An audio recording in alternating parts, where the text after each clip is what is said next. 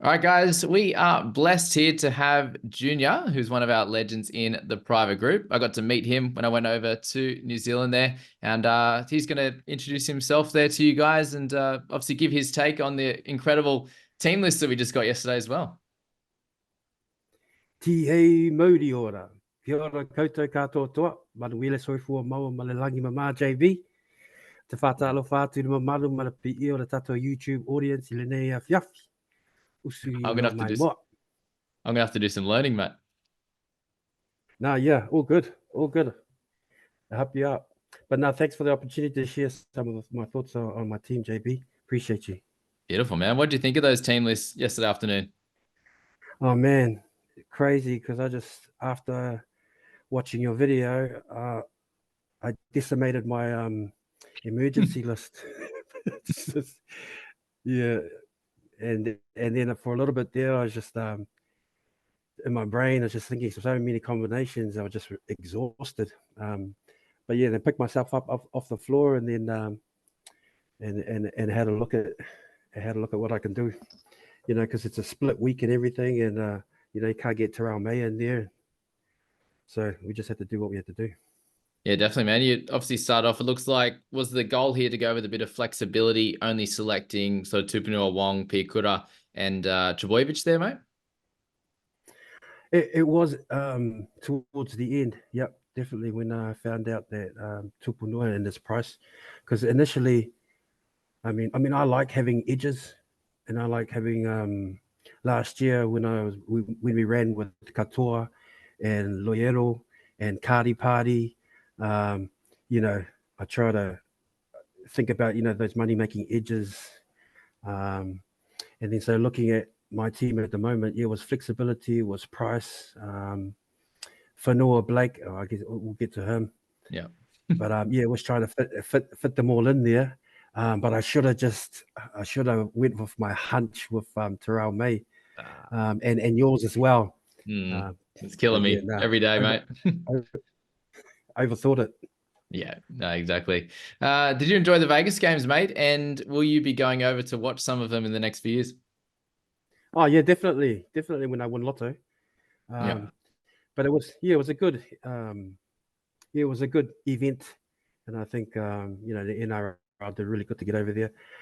Watching the games, they were fast and furious, and obviously I was just watching a few players, but it was good. It was high scoring. I didn't think it would be that high scoring, especially that Manly game.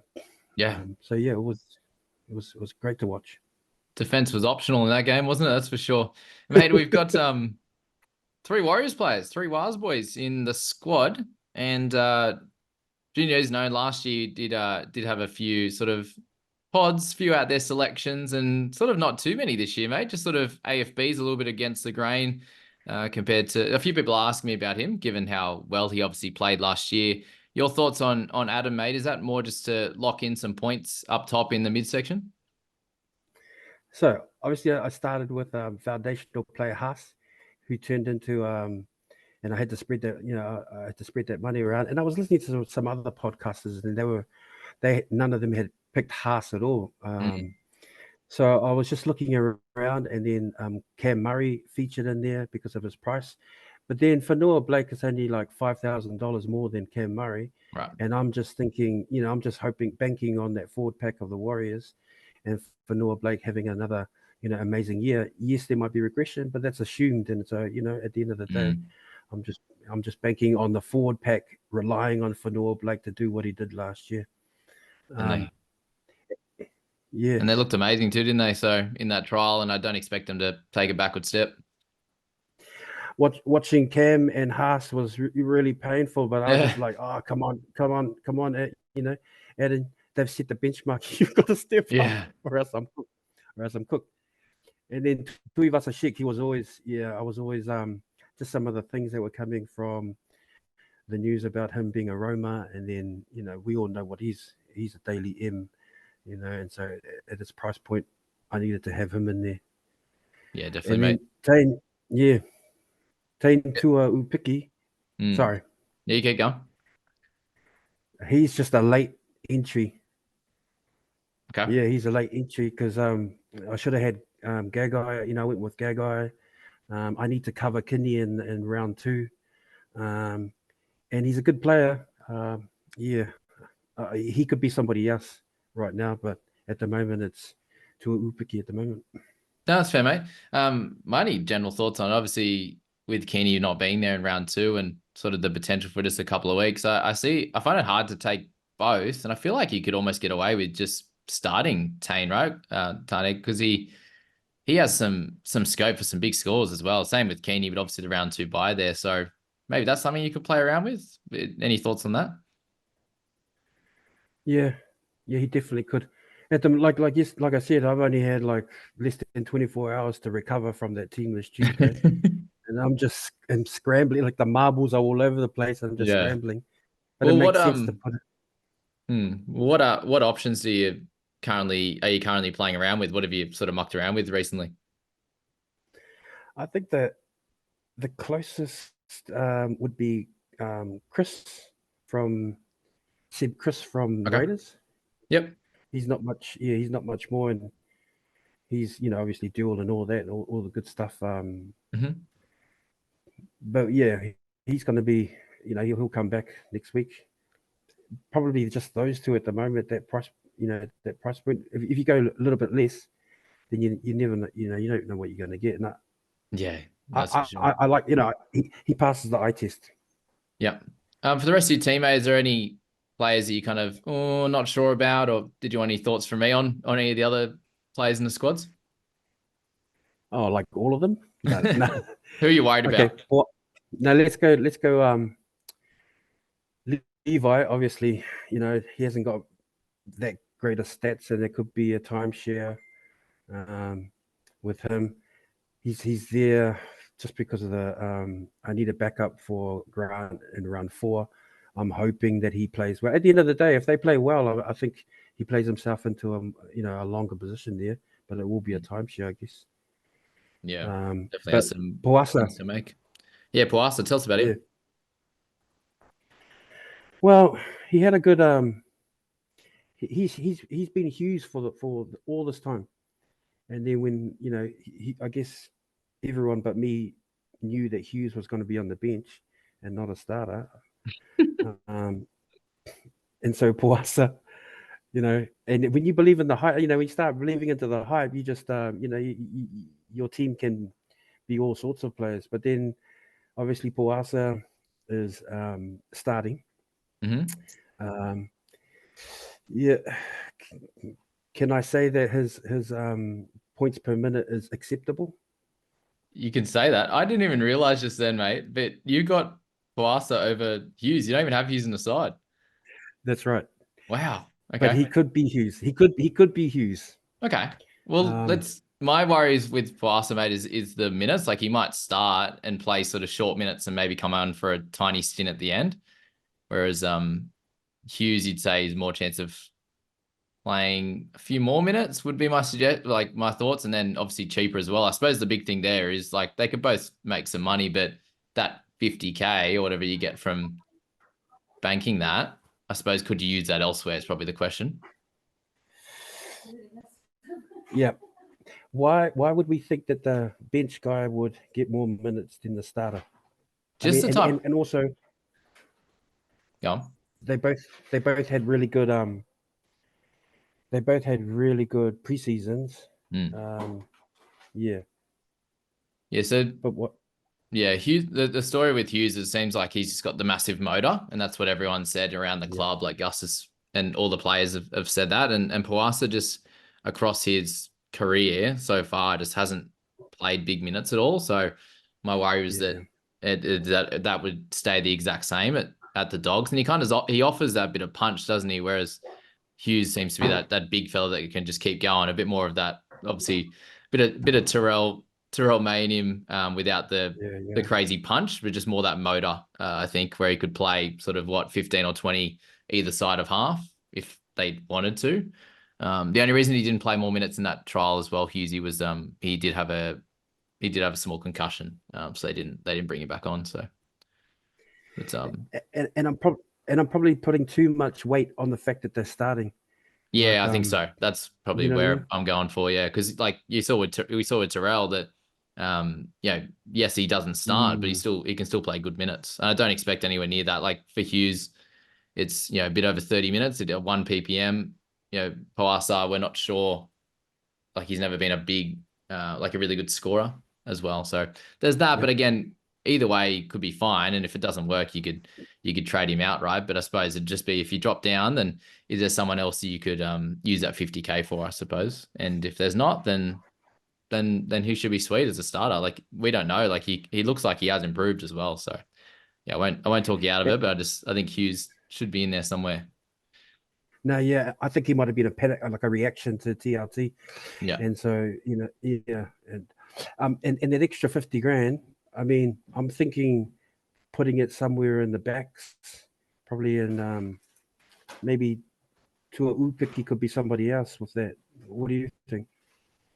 Where could I put Yeah, well, it? I suppose with 159 then in the bank, he could go up to a host of guys, I suppose, couldn't he? Like we look at like guys like Jordy Rapana that could come out and score pretty well in the first few weeks. They have the Tigers in round 2 if he can make it that far as fullback, but he obviously has his movement worries from going fullback to the wing and stuff as well. That's probably where you'd look at in that wing fullback. Center, like I was gonna say, mate, the team structure looks really strong across the board. Like you've got a gun in most categories, or plenty of cover in the edge. Mm, Like you've got the best scoring Grant, you've mm, got Penasini, Rogers there, you've got Cleary and Fogs. Like you're covered across the board with AFB and the like. So pretty well structured, I think, man. It's really only just that final position. And do you want to leave? mm, The other option is do you want to leave 150K in the bank for next week to make some changes if you're happy with the squad too? mm.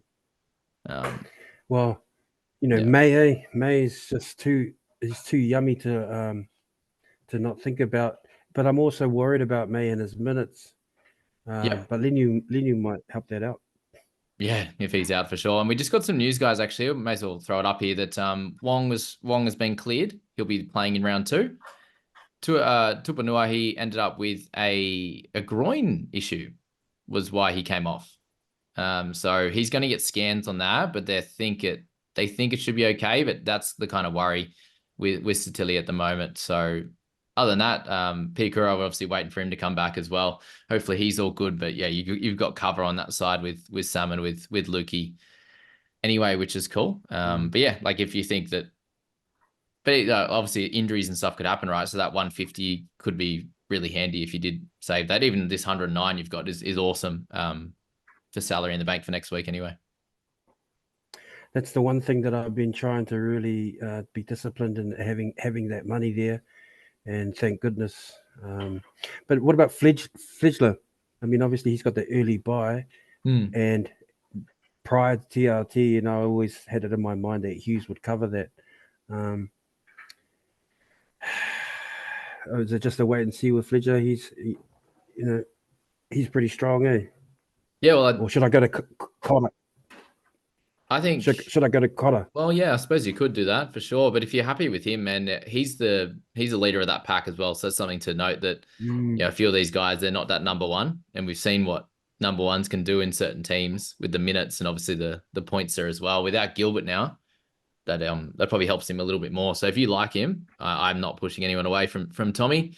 But mm, yeah, Cotter's also great as well. But they have plenty of forwards on their bench. So it's just up to you you on know, that like, one. If you want to save that extra cash for next week, then that works too. I suppose, everyone having a slightly different team.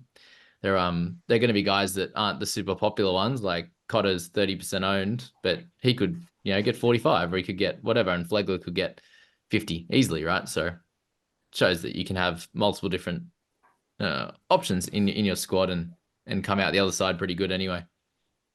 mm, Yeah. The other under the I news, would, mate, was Joey Chan. There's a chance that I think Blore might come onto the bench. They just put the news that a few of the guys put out news that Alec McDonald is going to play 13. So he was on the bench. He's going to play 13 in Q Cup now, and that means someone on that reserves is going to come in. So we're thinking it might be Blore, and it's a little bit of a worry for Chan. So maybe mm, you do Poasa and you do Hughes. that could be the play as well. So yeah, we might have to find out a little. They play what Friday night, the Storm game. So I think that's helpful for the doggies there as well. When do they play? I'll get it up in a sec. Doggies. Yeah, I, doggies play I afterwards, which is cool. So you could make that change if you wanted to keep Poasa, mate. You could make that change if Chan happens to not be starting. Then you could go Hughes yeah. then. I guess the question would be how many players of one team is just too much? Because I was thinking of Mm. the center for dogs. I just forgot his name now. Not Kirby. Heroes. Carraz. And then Yeah. it, that I'll probably be sitting with four Yeah. dogs, and then if I chuck Hughes on there, how many is too many? Yeah, so they have a buy. I think I've got 4 at the moment in my team. They got a buy in round 8. So you'd say like with them being cash cows, you'd probably trading out a couple of them by round 8.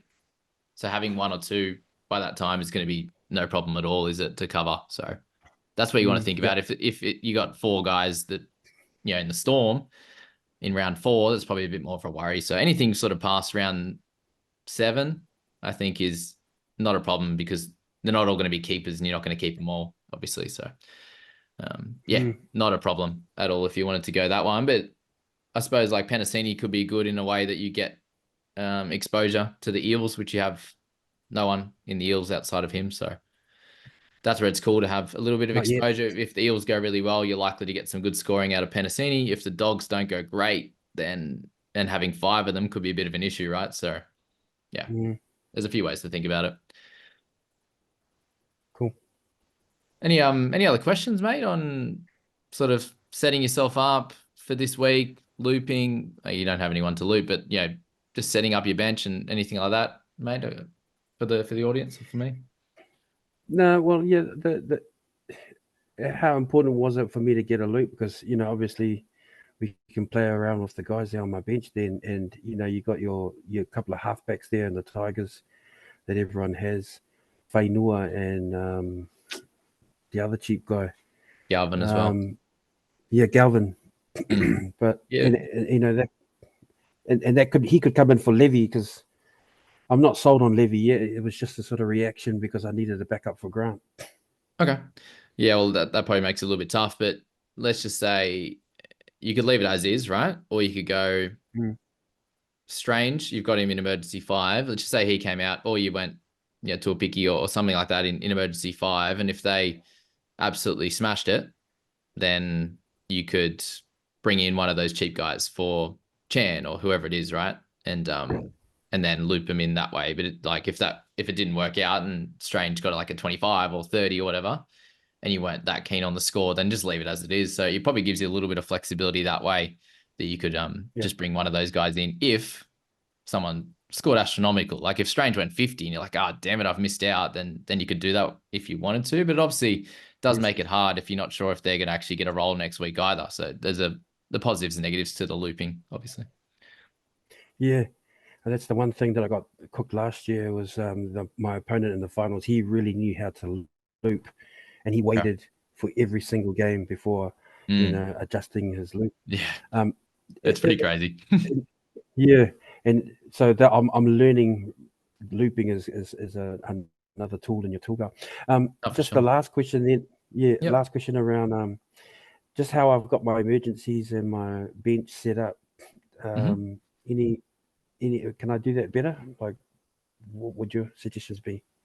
Yeah, so obviously they're going to lock in. So the way you've got Strange right now, like those guys in emergency, if you're not too excited about playing them, I'd probably, if you're keeping to a picky, I'd probably play him over Chan, I think, just because, and obviously it's just based on when they play as well is how you're going to look at it. So with the Wars, they play first. So sorry, we've got the Knights Raiders. So if Strange is at 5 and you're not too excited about him, then you can leave him at 5. If he does really well, then awesome. You could try to loop. If not, but the Wars play next. So to a picky, I'd probably have ahead just because I think he has some upside, right? If he gets some tries and try assists, he could score your 50 easily, right? So he's one I'd probably slot in there.